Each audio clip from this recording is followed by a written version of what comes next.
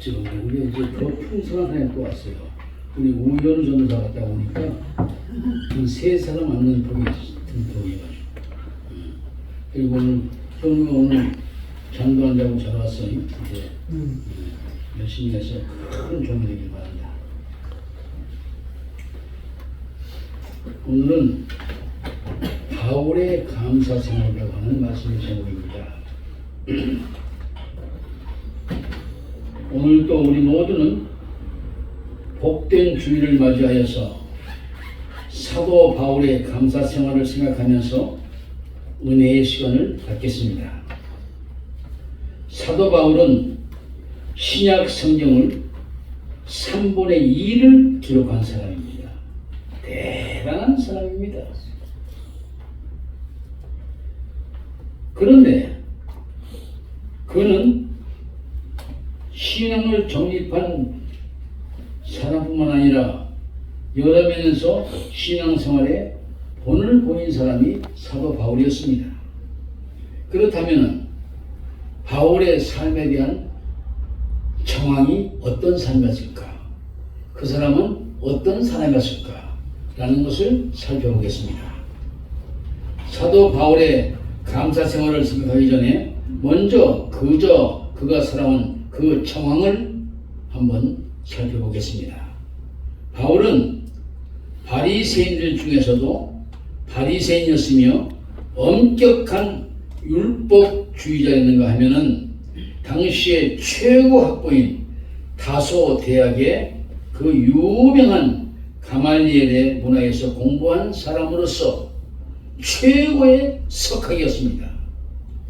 그런데 그가 기독교를 핍박하고 그리스도인들을 핍박하는 것이 하나님을 기쁘게 하는 것이다. 이렇게 생각을 했어요.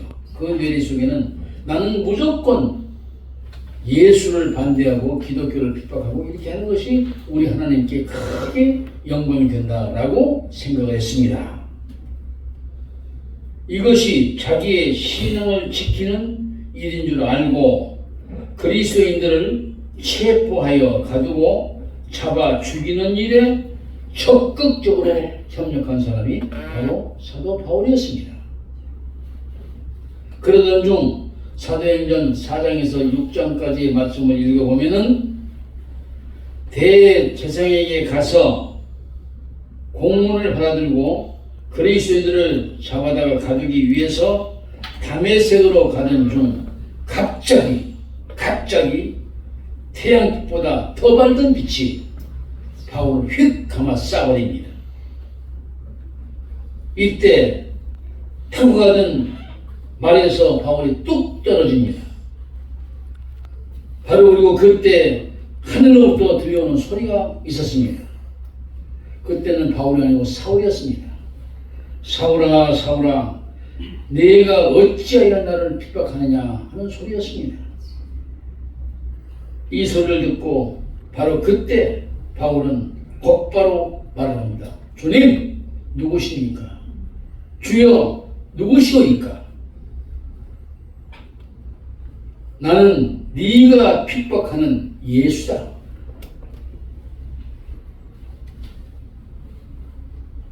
네가 일어나서 성으로 들어가거라. 행한 것을 내게 이를 자가 있으리라고 주의 음성이 들려왔습니다. 그 후 그는 3일 동안 눈이 안 보입니다. 장님이 되어버렸습니다. 그리고 밥도 못 먹었습니다.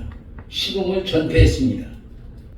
그 후에 아나니아라고 하는 제자를 찾아가서 기도받고 다시 눈이 열렸습니다. 그리고 사명까지 받아 기독교를 핍박하던 사울이 바울이 되어서 기가 막힌 복을 받았죠. 바울이 되어서 그리스도의 증인이 되고 복음 전파자가 되었던 것입니다. 그는 화양을 당해 순교할 때까지 결혼도 하지 않았고 그리고 복음만 전했으며 수많은 사람들을 구원하고 가르치는 일에 최선을 다했습니다.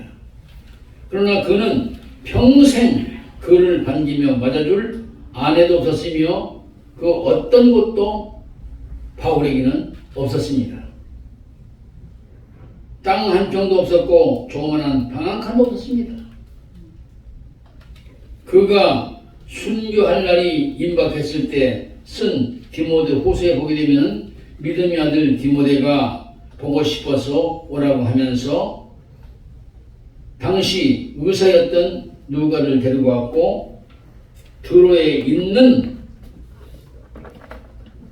가인의 집에서 무엇을 찾았느냐, 자기 옷 한 벌을 가져오라고 하는 걸 보면은 그는 옷 한 벌로 살았고 제대로 된 옷도 없이 살았던 바울이었습니다. 이렇듯 인간적으로 볼 때 너무너무 불행하다고 생각할 수밖에 없는 삶의 정황 속에서 인간적인 눈으로 봤을 때 불행해 보였지만은 바울은 전혀 불행하지 않았습니다. 그리고 불행을 못 느끼고 감사와 기쁨이 충만한 생활만 영위했던 것입니다.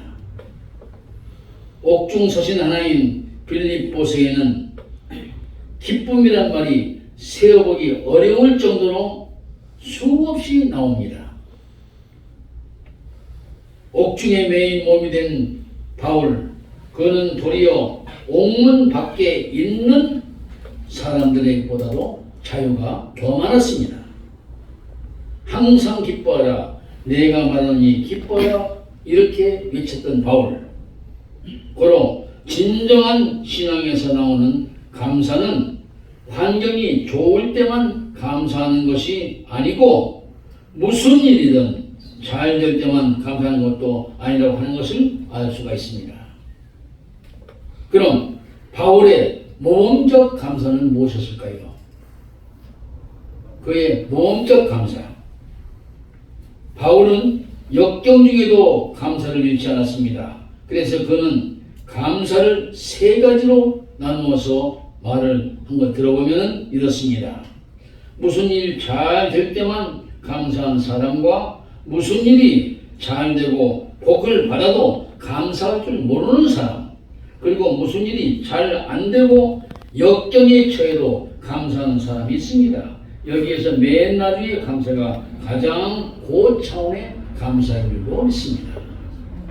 여러분, 우리들의 삶도 마찬가지 아닙니까? 꼭 조건이 좋을 때만 하나님 감사합니다 하지, 조건이 나쁘면 불평할 수도 있습니다. 바울이 바로 역경 중에도 감사할 줄 아는 깊은 정지의 신앙의 사람이었습니다. 그는 아내도 없었고 자녀도 없었으며 집도 없는 신세였지만은 항상 감사가 철철철 넘치는 삶을 살았습니다.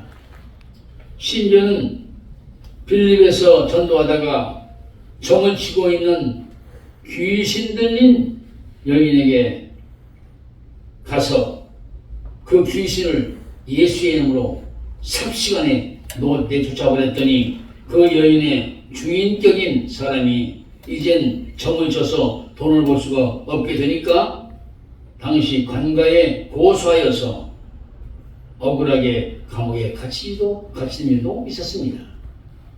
그러나 당시 바울과 시라는 감사의 기쁨이 흘러 넘쳐서 목청 높여 찬송을 부릅니다.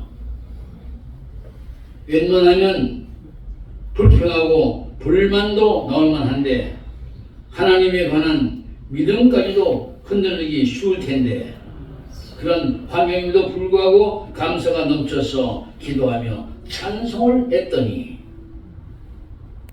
굳게 닫혀있는 옥문이 활짝 열리고 쇠가랑까지 발에서 다 풀어져 버리고 죄수들이 도망간 줄 알고 간수들이 자기 칼로 자살까지 하려고 할 때에 바울은 간수들까지 전도했고 간수들 가족까지 전도해서 전부 구원시키지 않았습니까? 이렇듯 역경 중에도 감사하면 기적이 나타나고 우리 하나님의 더 큰 복까지도 받게 되는 줄로 믿습니다. 아멘. 타인이 받는 축복도 감사해야 합니다. 다른 사람이 우리 교회 가운데 누가 받았다, 축복을 받았다, 정말 축하하고 감사해야 됩니다. 고린도전서 1장 4절에 그리스도 예수 안에서 너에게 주신 하나님의 은혜를 인하여 내가 너희를 위하여 하나님께 감사하노니 했습니다. 이것이 얼마나 어려운 감사입니까?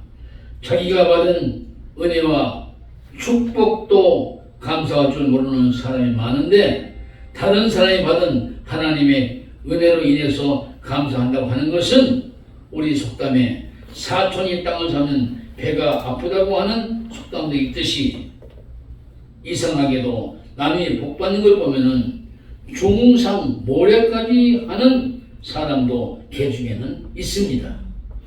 그런데 바울은 다른 사람들이 은혜를 받았을 때 절대적으로 그냥 넘어가지 않습니다.